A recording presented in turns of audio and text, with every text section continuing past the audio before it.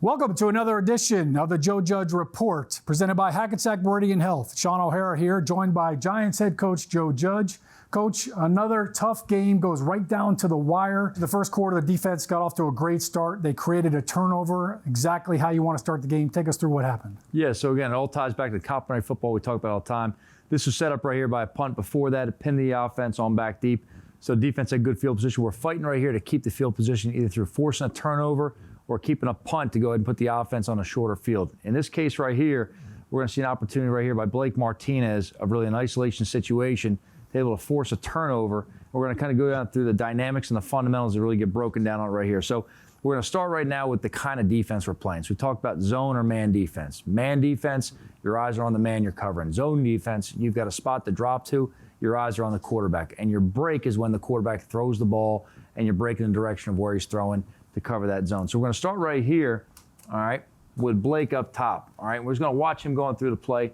We got a zone concept here. So on the snap right here, he's going to get to his landmark, which is going to push back over more towards the center of the ball, and his eyes are going to be right there on Tom. So right there as you see it, Blake gets to his zone drop right there. His eyes are on the quarterback, and as you watch Tom right here, right when his hand comes off the ball, Blake's already in his break working towards the receiver. So the ball's on his way to the receiver, Blake's on his way to the receiver. At this point right here, it's just a race for Blake to get to the receiver and stop it. Now, man coverage is more of a tight concept. You're trying to eliminate any kind of a catch, any kind of yards. Zone defense within the situation, it's all about eliminating the shot plays, the big plays, and tackling what's in front of you. So you want to play with established depth, but it's important the fundamentals and the vision tied into the quarterback to break on time and get to the ball. Now, what he does a great job of right here, which we're working on is, now first off, Dalvin does a great job up front of getting his hands up and tipping the ball right here, which makes it a tougher catch, and now Jones has to go low to catch the ball. It's going to put him on his knees, and a lot of times you see a lot of bad ball security getting up off the ground by the ball carrier, where now the ball gets loose from their body as they regain their position to run forward. So off the tip right here, there it is, the catch on the ground. Blake's making his way in, and what we train our guys to do is when they're getting up, we don't always want to tag them down the ground. We want to invite them to get up and then attack the ball with an overhand punch. So you see right here, as Jones goes to get up, there goes the punch right down on the ball right there from Blake and jars it out. So he's gained possession. He made a football move. Blake punched out. Now the ball is loose. You see Dalvin retracing right here, working for the tackle. Now he's on ball security. Darnay. All right, Holmes. Here comes Big Dex right here. Everyone's flowing to the ball. Vision's on the ball at all times. And then with the ball on the ground, we just want to scramble and make sure we come up with it. The only correction be here, all right, for Darnay, get to that fetal position we talk about all the time to make sure you don't break your ribs, but then you also secure the ball underneath so when that pile gets formed, they can't dig underneath and rip that thing out. He could take some notes from you in that fetal position, right? You showed him how to do that. Great start for the defense. And, of course, Blake Martinez continues his stellar play this season. Coach, Evan Ingram is an explosive player. Take us through this play right here. Yeah, so he does a great job with the ball in his hands. He's definitely a guy we try to get in space, let him use his speed and really get out there, create one-on-one matches for it. This is a good shot right here. Now, this whole thing, it's a pass play to Evan, but it's all set up with the run game that's been established throughout this drive earlier in it. And the guy's been doing a good job of pounding it. And really, we're looking to influence these linebackers and bring them forward right here and then create the isolation matchups on the edge right here and expose the open space. So we're going to go ahead and get a little indicator right here on what the defense is playing with a little bit of motion from Evan. All right, we get a feel for it right there. And this point right here, we're going to sell this off the run action right there to influence the linebackers to come up and out of the run. Now, Evan's going to work quickly to the flat, and you're going to see some kind of friction created right there with the routes going back across. And that's going to create the movement by the defensive players to match the receivers inside. And you're going to see that's going to create right here just some tough traffic for them to work through and get out there with Evan. So Daniel does a good job, gives Evan a good clean ball out here in the flat. We'll talk about Daniel's mechanics in a second, but gives him a good clean ball out here in the flat. And what we're really looking for right here is get the ball in his hands and then look to create a match of him looking to get up and get vertical. And the important thing for Evan here is don't catch the ball and drift towards the white. Catch the ball and get vertical, save as much green as you can. So if you have to cut away, as we'll see Evan do, there's still room to save and get down that sideline without getting knocked out of bounds. Now, we'll talk about this in a second. Evan's heard this correction all the time. One thing he's a very competitive player. He's a great player. You see him horizontal on the ground there, doing everything he can. Full Superman pose. Doing everything he can to sell for the team. The one thing we're going to tell our players, to tell them all the time, and remind everyone I see him tomorrow morning, is we're not reaching the ball out across the goal line like this unless it's 4th and goal or a 2-point conversion. Everyone at home may say, why? You want to try to score on every play. The reason being is if you lose control in the ball right here and it goes through the end zone, that's going to be a touchback for the other team. And instead of having a touchdown, they're going to have the ball on the 20-yard line up here to start their offensive drive. Great coaching point. So there's 2 reasons that you would let them extend for the pylon, correct? Yeah, 4th and goal and 2-point conversions. The reason being, those are one-play scenarios. You're either going to score on 4th and goal or you're going to get the ball to them. You might as well do everything you can to score. And same with the 2-point conversion. You got to do everything you can to sell it for the points right there. If you don't get it, well, then you don't get it right there. Not worried about them taking over on the 20-yard line. Great coaching right there. All right, so we'll go to the back end right here. I'm just going to watch the action inside. So there's a couple things that allow the matchup outside to be so free, and it all starts up front with the bigs and the blocking. And this one right here, we're going to tie in Wayne. Wayne had a real good game, run the ball for us last night. We're going to highlight his pass blocking right here off the run action. So as Daniel reverses out right here off the block, you're going to have JPP scraping free. So our offensive line is really all gapping down to the right, and they're taking everything they can to their right shoulder to secure it. Wayne's got the first threat off the edge.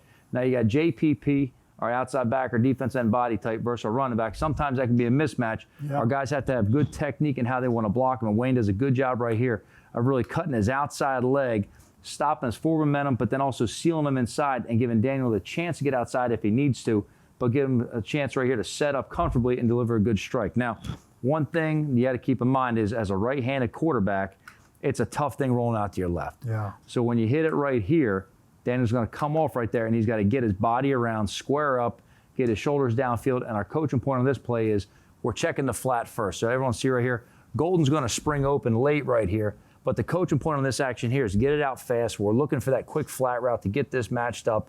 If something happened, he was taken away there. That means they probably overplayed it, and the edge and the back end was open behind him. And that's when the shot play really comes to play right here. Daniel does a good job seeing Evan right away, delivers a strike, and gets the ball going. So for a quarterback, the progression here is first down to touchdown. That's exactly right. And this one here, we're going low to high with the flat route first. And again, if they take away Evan outside, that's probably some kind of a cover 2 corner, something sitting hard in the flat, which creates the open space behind it with the safety over the top. But again, good job right there, Evan. Great effort. We just want to reach that ball out right there. Definitely an explosive play by Evan Ingram. Coach, you just showed Evan Ingram's explosive play down to the 2-yard line. Right. That leads us to this. Take us through the mindset of Jason Garrett and your offensive philosophy right here coming off of that play. Yeah, so the first thing is we want to get down there. The next thing is knowing what kind of defense they're going to play. So once you get down to that 2-yard line inside, most teams think goal line defense, which means bring in extra big bodies, take away these inside gaps right here, and make you do something passing-wise or outside run, but they want to take away those direct runs. Jason made a good call. Part of our game plan on it was tempo. So if you remember watching this on TV, it happened very quickly from Evan's end of the play to the start of this play right here. We got on the line of scrimmage instead of huddling, went right into it. Daniel called the play on the line of scrimmage. And really what we did is we saw the numbers. And as you can see right here, Tampa's a little bit scrambled up. They've got much heavier numbers to that side right there. They're really playing extra guys over Evan. And then over here, we really have a light box on this backside. We've got 3 for 3. Add in the running back. We've got the numbers that work to our favor. It's really a 4 versus 3 with one guy running the ball right there. So we took the chance right here. But really what I want to highlight here. I love the bubble look right there. Any offensive lineman, give me that on the 2-yard line against a nickel defense all day. And the bubble look you're referring to for everyone at home, that open B gap right there. So you're really looking for the bubble a lot of times on run game. Defensively, you got to understand it's always about that open side, weak side bubble run game is really where you're most vulnerable. It's where really most of the explosive plays happen against a defense right there. So, but it's a good shot right here. I want to highlight the 2 young guys right here. Andrew and Shane, and then it's going to tie into Nick and Kevin and Cam and Evan in terms of the blocking going across. All right, but the offensive line really does a great job right here setting and sealing it off. But you can tell just the conditioning and the tempo of the guys up front compared to the defense getting set across from right here. And they come off the ball with good pad level, good fire, and good finish to drive the ball in the end zone. So I'm going to start right here, just getting lined up. You can see the tempo and the pressure put on them. And then right away, you see immediately the wall built on the backside to deny the penetration, to cut off Wayne. And then you just have good blocking angles right here with Andrew inside out with the base block. And then you got Shane right up there on the linebacker one-on-one. They've got to finish that and keep the lane. And really what you're looking for at the running back on these runs right here is you've got to get vertical, but really you're looking to get hit on an edge. So we talk about hitting it with a glancing blow, meaning if you're going to hit with inside penetration, they're going to hit you on an angle that you can still finish into the end zone. A lot of times you think on the goal line, I want to stick my foot and get vertical, But if you create that one-on-one head-up type tackle, that could stop momentum. You really want to create it on an angle with that glancing blow. When they hit you, you can still carry that across the goal line with your pads, not reaching the ball like we just said a second ago. Coach, this is a beautiful thing right here. All right, right, as a running back, to be able to see this much daylight on both sides. Now, you mentioned Nick Gates. He does a great job. One of the toughest blocks for a center, right, is a shaded nose, cross face. So many times you see the center go down on the ground. That's it right there. He doesn't hold up on that. So, but that's a great view if you're Wayne Gallman right there. Absolutely, and it's great hat placement by Nick right there. And you see the backside right here, the line right here with Kevin, Cam, and Evan really collapsing in there. And they're just denying that vertical penetration. And as you alluded to a second ago, again, that inside movement of that shaded nose, all right, is really looking to go ahead and create just that disruption vertically on it. Good job there. He keeps the hat placement. They really built that and cut that side of the defense completely off. So now it's just 2-on-2 with Wayne with the ball. And he does a good job right here as far as finding the space, hitting it on that glancing angle right there. But then going back to Shane and Andrew of really just driving their feet, finishing it, and knocking the guys back into the end zone. And that's a great look right there offensively to see the lineman on top of the defensive lineman in the end zone with the ball about to get spiked. And what a great moment for Shane Lemieux making his first start. Wayne Gallman gets up and hands him the football, and he gets to spike it. Offensive linemen don't usually get to touch the football. He looked a little confused at first, but he figured it out pretty fast. Yeah, didn't know what to do with it. Coach, the special teams provided a great spark to start the second half. What did you see from the return team? First off, the emphasis is starting fast. So we come out in the second half, we deferred, so we got the ball back. Wanted to make sure we had a chance to go ahead and get that score to start the half off. And that starts with great field position. So the one thing about kickoff return is you don't control where you get the ball because the kicker is a free kick. And a guy like Pinion right here can put the ball through the back of the end zone almost at will. So what you have to do is wait patiently for the opportunity. And when it comes, you can't miss on that opportunity right there. And that means everyone's got to make their blocks. Returners got to make the right read. You have to have good ball screening. You have to capitalize. So really the basis of what we're trying to do right here is a boundary return. We anticipate with the wind blowing to their sideline last night, kick direction really work into that side of the field. And we want to get the ball vertical into their coverage. With the way they cover, it's really a heavy backside squeeze. And then they put size players to the front side. A set the edge player, a penetrator right there who's got more of a size and a thumper. And they like to move their safeties around and disguise. So that second level player is going to be the player of the top, may come from either position right there. So what we want to do right here is create multiple double teams to the return side, and they're the most important blocks in return. If you're committing two people to a single block, you've got to own that block and keep that lane open. And on the backside, create a wall. What we're trying to do right there is deny any cross-face avoid that's going to give a direct path to the returner and make everybody run the long way home, including a couple unblocked guys on the backside that we figure we can just use space and timing to run away from those guys right there and create a crease going vertically. Now, by the rules of how you play, only the players in the front eight, the setup zone right here, can be involved in the double teams. On the back end right here, Levine and Caden, they have to be on single blocks only. So it's a pure one-for-one type of block. They can't help anybody else out, and they can't end up in any position where it looks like that old school wedge with two guys going vertical into a single block right there. So no double teams of any kind with the new rules on kickoff. So we're going to watch this right here, and Dion back deep does really a good job. One thing Dion has is exceptional vision of just seeing how it goes ahead and develops in front of him and hitting it. So boom, as Dion comes out right there, we get a good look right here right away at the double team blocks coming to form. And you see on the outside, we're eliminating here and really building the wall. And the way they ran outside, they kind of took themselves out of the coverage. Now you watch Levine as he works his way up right here. He's looking to kick out, all right, the fold man right here. But because the double team gets in his way, he makes the right decision of jumping around that block to avoid the penalty. And then he's going to look upfield for the most dangerous man to go ahead and block. Now, the other double team right here, all right, and we see the coverage player looking to go ahead and run outside to avoid it, anticipating the return going outside this double team block. Now, they do a good job of controlling them and then washing them and taking them all the way outside. And what ends up happening is because both double team avoids went outside and we got the kick out log, they went ahead and created almost an inside out wall for us. Now, on the back side, we end up having good spacing overall with our wall blockers and forming that right there. And you see the free runners right there are just too far away with the kick, with the lack of hang time to get to the returner. So we're focusing extra blockers on the front side. We're letting the backside run free, and we're relying on the returner really run away from it right there. Now, there's a singled up block right here with Caden versus a size player at that 3 spot, all right, for Tampa Bay. And this is a tough block because it's a lot of space. You got to make sure that you don't miss right here in space and allow him to blow up your returner.